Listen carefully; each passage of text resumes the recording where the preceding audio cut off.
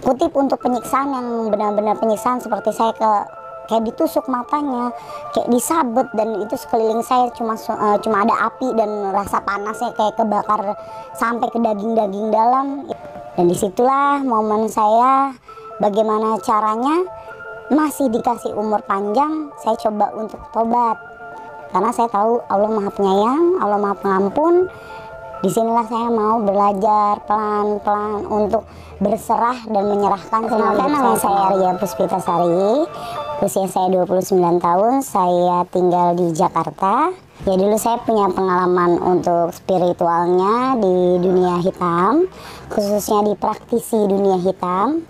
Awal mulanya terjadi di tahun 2012 ke 2013, di mana saya sedang bergejolak dengan dendam. Saya ditawarkan dari guru-guru spiritual saya yang sebelumnya, karena ada notabene saya di zaman SMP saya pernah melakukan ilmu kebal. Ya tahulah, anti bacok gitu. Terus setelah saya lulus sekolah, guru saya merekomendasikan untuk menjadi ilmu hitam atau dukun santet gitu.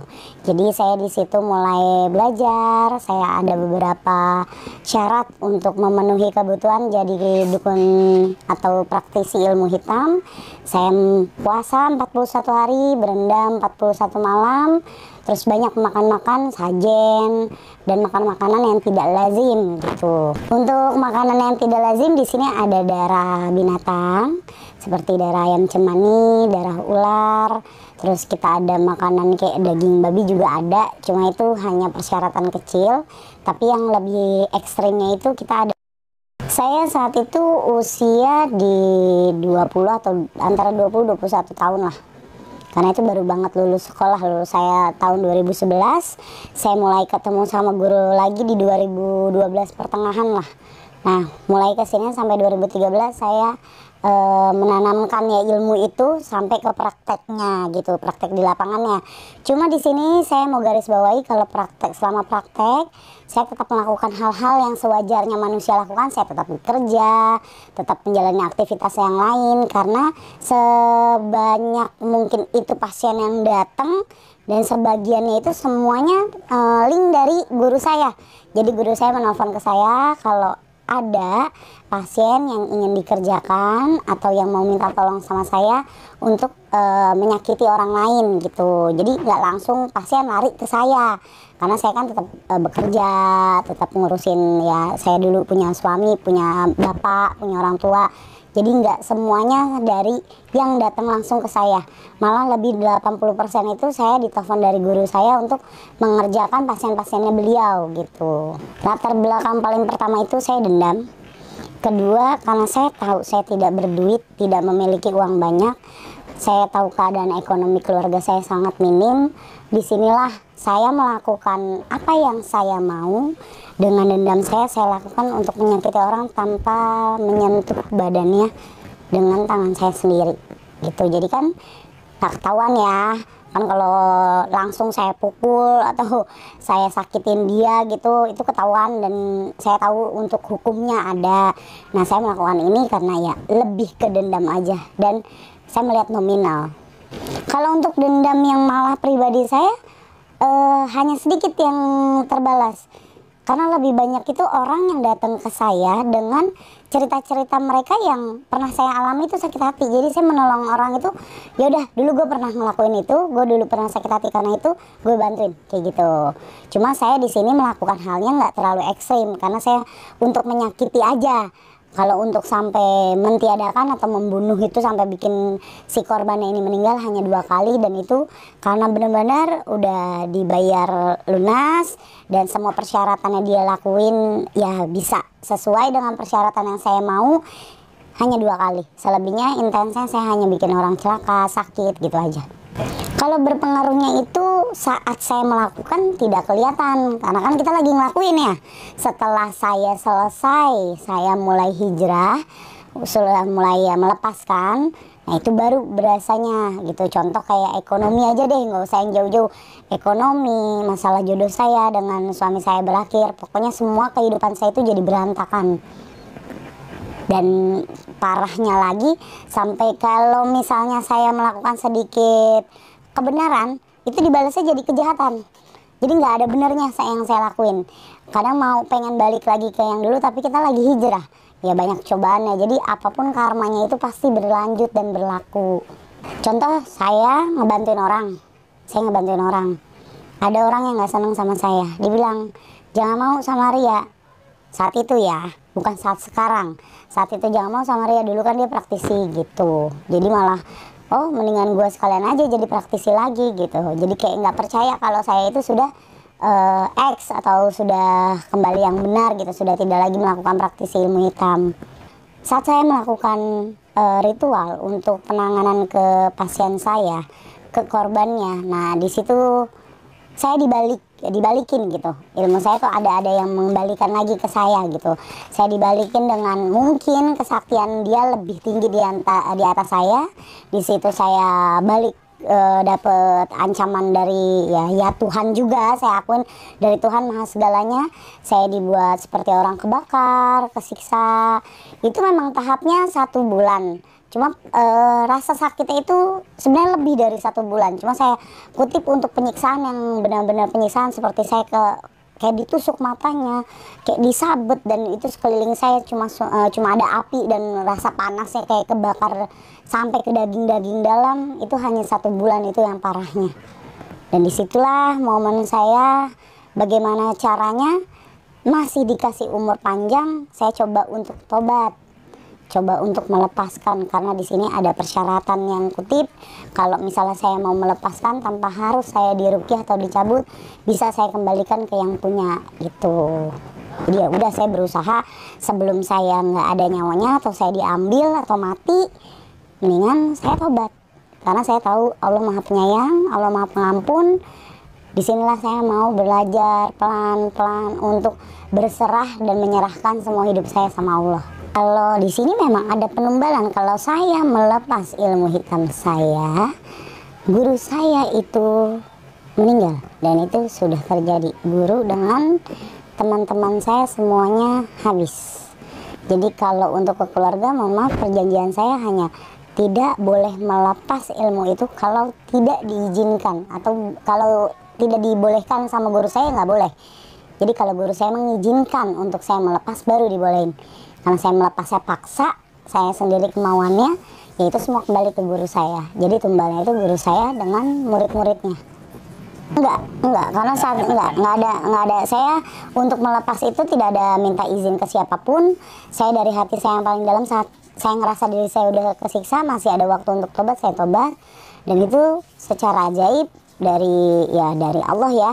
Beliaulah yang dikembalikan ke yang punyanya gitu. Jadi saya dapat kabar kalau guru saya dengan teman-teman saya meninggal. Karena kan teman-teman saya meninggal duluan bareng sama saya saat kebakaran di tempat praktek. Dan gak lama saya pulang ke rumah, baru saya dapat kabar saat saya selesai sholat kalau guru saya meninggal. Oh ya, dari awal saya merasakan kalau saya dibalik sakitnya saya, terus saya melihat kehidupan saya penuh dengan api, itu saya lagi ditegur sama Allah, mau sampai kapan?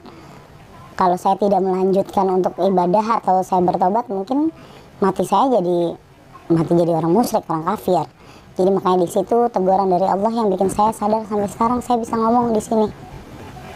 Yang tetap bertahan paling penting itu ketenangan hati. Saya tidak pernah merasakan yang namanya tenang saat saya melakukan praktisi ilmu hitam. Mau itu saya pakai kebal, sampai saya menyakiti hati orang, sampai saya benar-benar terjun menjadi si pelaku, itu saya tidak pernah mengalami yang namanya ketenangan batin yang saat saya sudah hijrah, saya baru rasakan. Jadi apa yang ngebuat saya makin yakin kalau saya meninggalkan itu benar, saya sekarang punya ketentraman yang enak, hati saya tenang, tidak ada was-was, tidak ada rasa takut.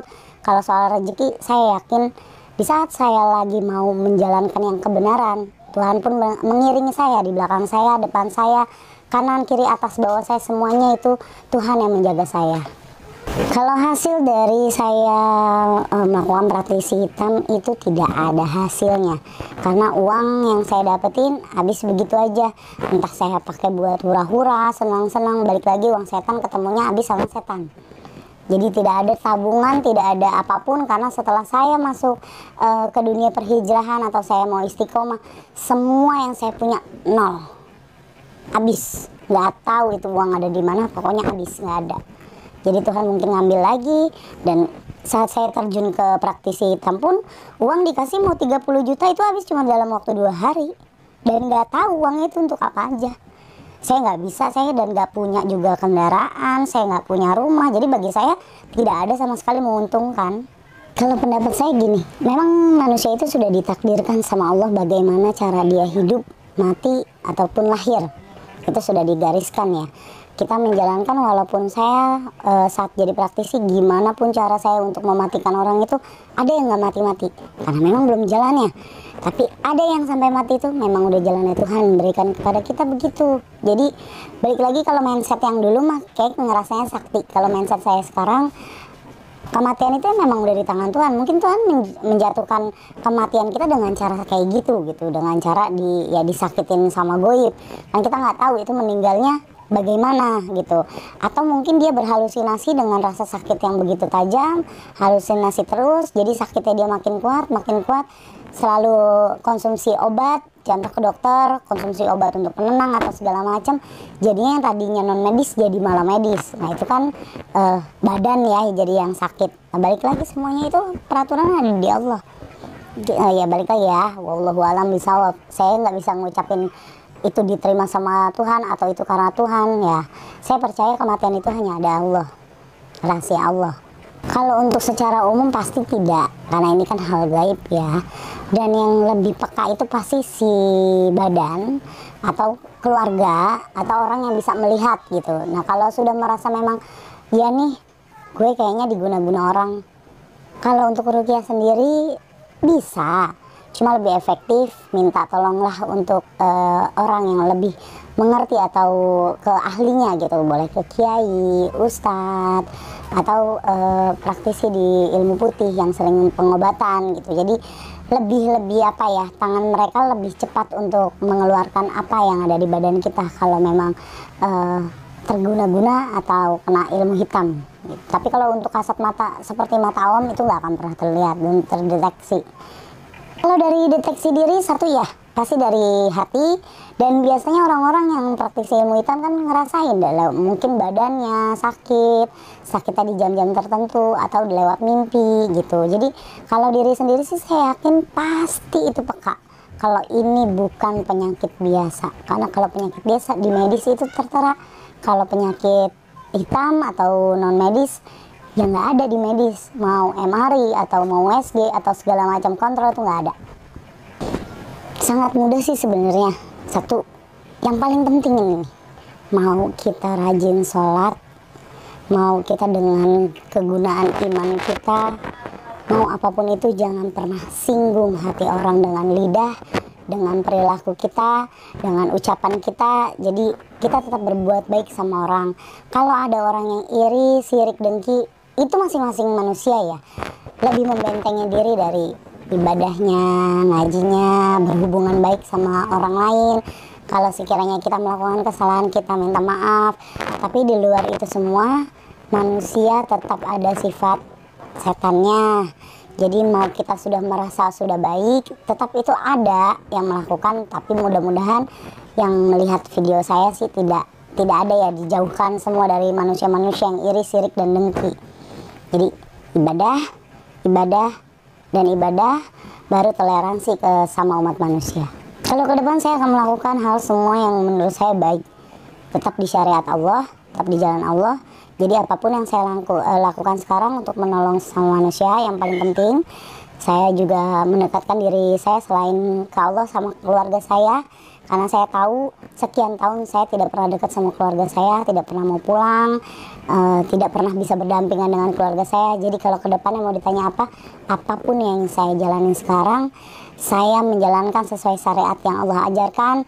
Hablum minan nasnya saya lakuin sekarang. Saya membantu banyak orang, tidak dengan nominal, jadi mereka bayar seikhlasnya saya lakuin.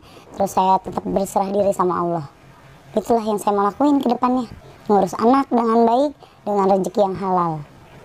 Kalau yang masih, segeralah sudah mengudahkan Satu, kita udah di tahun 2022, di mana segala sesuatunya itu sebenarnya mudah kita dapatkan kalau kita punya otak yang baik, otak yang pintar, otak yang maju. Dan sebelum Tuhan mengatakan kita mati, lebih baik kita sudah selesaikan, karena di atas langit masih ada langit. Sesakti apapun kita merasa paling sakti, tapi ternyata masih ada yang sakti. Dibandingin kita dibalaskan dengan mati konyol, mati yang tidak diterima di bumi, lebih baik sudah. Nggak ada yang namanya kekayaan yang abadi, itu nggak ada di ilmu hitam. Dan kalau yang mau coba, lebih baik nggak usah. Segala sesuatu yang berbau ilmu hitam, kalau dicoba itu hanya hukumnya sementara. Mau hal cinta sekalipun itu hanya sementara, dan kalian cuma ngebuang-buang waktu dan ngebuang-buang duit, karena yang kalian dapetin itu tetap sementara dibandingin apa yang Tuhan kasih itu selamanya abadi.